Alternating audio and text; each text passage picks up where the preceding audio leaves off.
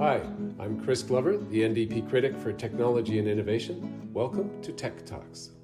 Hi, welcome to Tech Talks. Today we've got Artash Nath, who created an app to measure seismic vibrations to determine the success of lockdowns. So Artash, welcome to Tech Talks.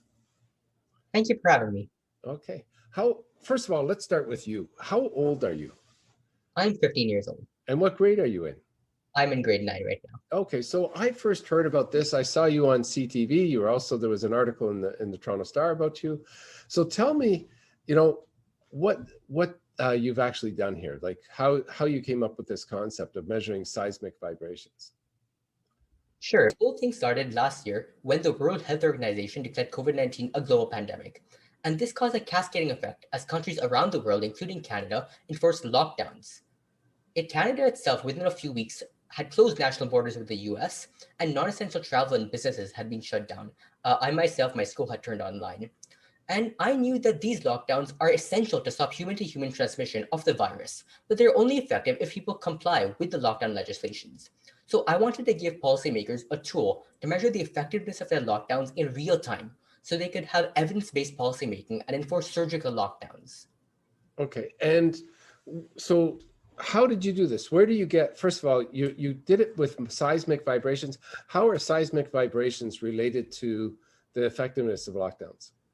Absolutely. Seismic stations are usually used to measure naturally occurring seismic vibrations, such as from earthquakes or other natural events. But they're so sensitive, they can also pick up urban noises, such as from trains, constructions, and sporting events.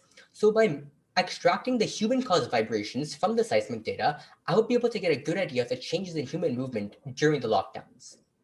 Okay, so basically, is it that when people get in their cars and they drive to work, they're setting off these seismic vibrations? Is that what's being measured? Right. So all kind of human activity, whether it's construction, people going to their offices in the morning, school buses in the evening, all of these cause seismic vibrations. Okay. And where do you get the data, the seismic vibration data? Well, luckily, Canada operates a network of over 150 seismic stations as part of the Canadian National Seismograph Network. So I was able to get my data from there. Okay. And what were the results? So you got the seismic data. What were the results? How effective were the lockdowns? So my results were pretty amazing. So I found that there was a drop in seismic vibrations from 12 to 55% in Canadian cities. And in some of the cities, like Montreal and Calgary, the dip in seismic vibrations was by over 50%. A second really interesting result I found was that during the weekends, seismic vibrations were lower than on weekdays, which is obviously because during the weekends, all activities like going to the mall or going to the movies were shut down during the lockdown. Okay. And did this correlate with a decrease, like a flattening of the curve? So what I did to validate my results were right was by comparing it with mobility trend data from a company like Apple, and they did correlate. And whereas related to COVID-19 cases, so COVID-19 cases are linked to the effectiveness of lockdowns, but my project focuses more on looking at the reduction in human movement and not so much the cases. Okay, so we are now in Ontario, we're in our third phase of a lockdown. And my sense is, like, what I remember a year ago, when they called the first lockdown, there was almost no traffic outside my window. And I live down, right in Fort York. Now, when I look out my window, there's traffic jams on the weekends. Have you continued to calibrate this or to measure this? I have. So I set up a website, Monitor My Lockdown, where every week I update the levels of seismic vibrations and the effectiveness of lockdowns in 13 Canadian cities. And I have found that, yes, during the first lockdown, the drop in all Canadian cities was the most as well, and it also happened simultaneously in all cities. Whereas in the second and third lockdowns, the decrease has been slightly less, and also at different times, depending on what time cities enforce their second and third lockdown. Mm-hmm. What are you seeing in different times?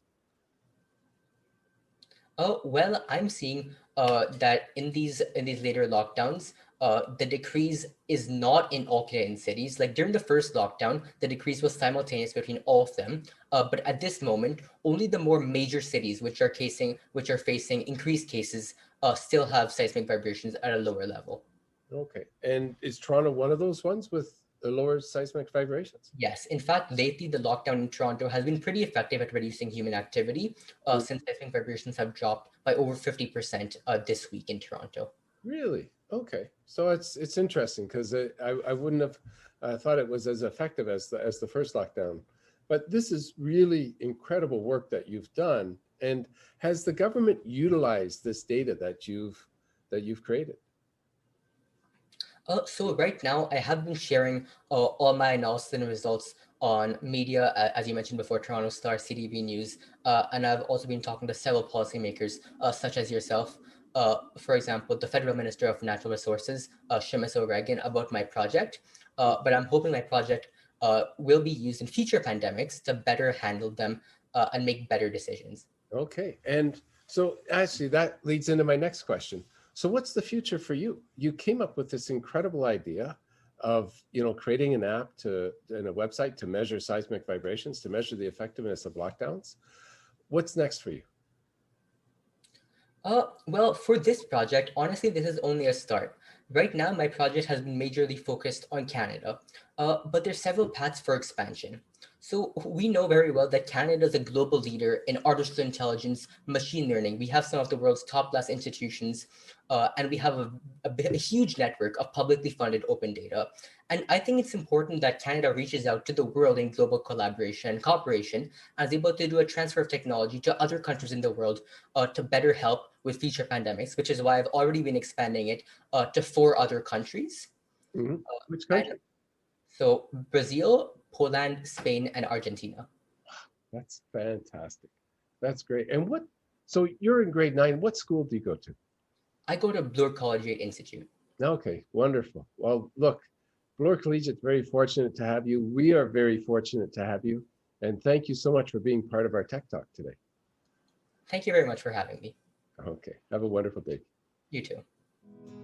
Thank you for watching. Don't forget to follow me on social media, and we'll see you next week for more Tech Talks.